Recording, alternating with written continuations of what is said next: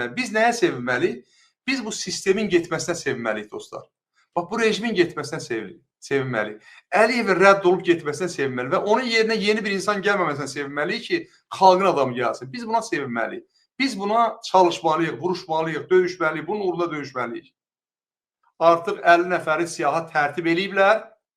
Rauf Arifoğlu'nun deməli imzası ilə gətirib qoyublar orada. Bu 50 nəfər var. Onların içində də 2 müxalifətçilər var. Dəyərli dostlar, müxalifətçi məsələsində mən gəlim. Siz bilirsiniz ki, biz Milli Müqavimət Hərəkatını yaradanda çox bu partiyalara yalvardıq. Yalvardıq, gəlin birlikdə olaq. Gəlin bərabər mübarizə aparaq. Gəlin bunları çöktürmək üçün birgə mübarizə aparaq. Yaxın gəlmədilər. Öz yaxın dostlarımız belə yaxın gəlmədilər ki, yox, sizi biz yaratmamışıqsa, biz sizə yaxın gəlmərik. Dedik, qardaş, siz çağırın bizi gələk. Biz çağırın, siz gəlin. Gəlin birlikdə, bu xalq yazıqdır, bu millət yazıqdır. Gəlin bu millətə xidmət edin. Gəlmədilər. İndi onların özlərinin də bax görürsü dövlət çevrilişinə qoşurlar, amma mən bütün varlığına inanıram ki, onların bu dövlət çevrilişinin əlləri yoxdur. Bilirsiniz niyə? Bilirsiniz niyə qoşurlar? Mən indi onu sizə deyim yavaş-yavaş, dəyərli dostlar. Azərbaycanda bu günləri heç olmasa ən azından sözlü deyən 5-3 nəfər var və bu 5-3 nəfər də siyasi partiyaların başında durublar. Demək ki, jurnalistikanı məhv elədilər. Baxın, Balakəndə olan bu hadisədən mənə çəkib göndərən bir nəfər də olsun jurnalist yoxdur. Yoxdur. Yəni, reportör bağışdır, reportör yoxdur. Bir nəfər də olsun reportör yoxdur, oradan çəksin, göndərsin bizə, desin, buyurun, bunu da siz də yayın. Yoxdur. Niyə? Hamısını susturublar. Deməli, beynəlxalq institutlarla işləyən bütün jurnalistləri susturdular. Bütün o təşkilatlar, qeyri-hökumət təşkilatlarını susturdular. Ancaq bunlara tabi olan qeyri-hökumət təşkilatlarını saxladılar. Onlar da ki, gəl, bax, pulunu al, get, mənə qulluq elə. Mən indi TikToklarda görürsən ki, həmən o qeyri-hökumət təşkilatlarının nümayəndələridir ki, İlham Əliyevin təbliğatına məşğul olur. Mənim cənab prezidentim, mənim gözəl prezidentim, uca boylu prezidentim, yaraşıqlı prezidentim başlayırlar altından o da Allah sizə can sağlığı versin, mən nələr versin, belə-belə artıq o sistemə keçir. Çünki niyə? Çünki xalq TikTokdadır. Xalqın gözünü necə deyə öyrətmək üçün artıq xalq da desin ki, necə yəni? Necə yəni bu prezidenti necə sevməyəsən? Sevənlər var. Mən də sevim də onları. Başlayacaq yavaş-yavaş beyinlərə. Çünki dəyərli dostlar, mən dəfələrlə demişəm. Alimlər də bunu sübut ediblər. Hər hansı bir təbliğatı bir şəxsə 100 dəfə desən yalan bir şeyi, onun beyninə girəcək, onu doğru kimi qəbul edəcək. Bu insan beynidir, insan şuurudur bu.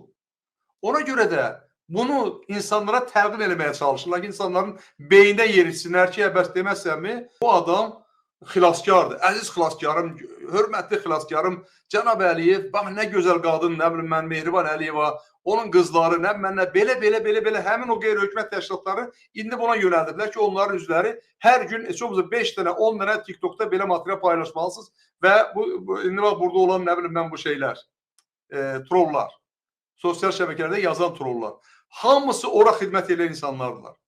Dəyərli dostlar, məsələ burasındadır ki, biz müxalifətimizə deyəndə gəlin birgə olaq, gəlmədilər. İndi bura qoşurlar. Nəyi məhv eləmək istəyirlər? İndi müxalifət institutu məhv eləmək istəyirlər Azərbaycanda. Siyasi partiyalar var. Amma o siyasi partiyaların içində müxalif düşüncəli insanlar da var. Dünya göstərir ki, mənim siyasi partiyalarım var. 50 dənə idi, 50 dənə çoxdur. Onları nəzarət eləmək olmur. Gəl bunu 20 eləyək, 23 eləyək. Elədilər 23. İndi bu 23-ün içərisində də görürsən, birinin ikisinin başında duranlar və yaxud da ki, ayağında duranlardan kimsə danışa bilir. İndi demək, gəlin bu, kimdir bu danışanlar? Müxalif yönlülərdir. Gəlin indi bunları məhv eləyək. Ona görə də həmən o 50 nəfəri Rauf Arifoğlu'nun siyasına 1-2 nəfəri salırlar. Ki, müxalif institutun məhv edəsinə və burada göstərsilər ki, bu müxalif institutlar Ramiz Mehdiyevlə birləşib dövlət çevrilişi edirlərmiş. Bəs xəbərimiz yoxdur. Özdə bu çətə neçənci illərdən, 2003-cü ildən bu yana Ramiz Mehdiyevlə bərabər fəaliyyət göstərilmiş. Bu, böyük bir institutdur bu millətin psixologiyası üzərində işləyir, dəyərli dostlar. Mən sizə əvvəllərdən demişəm, ta bu YouTube kanalımızı əvvəl yaratdığımız günlərdə mən demişəm.